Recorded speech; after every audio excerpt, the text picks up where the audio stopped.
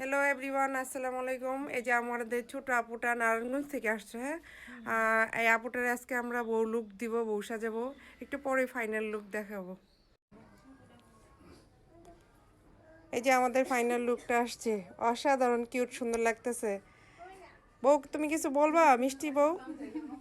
আমরা নারায়ণগঞ্জ থেকে আসছি। আপুর সাজ সত্যি অনেক সুন্দর। আপনারা যারা যারা সাজতে চান অবশ্যই সাথী বিউটি পার্লার চলে আসবেন।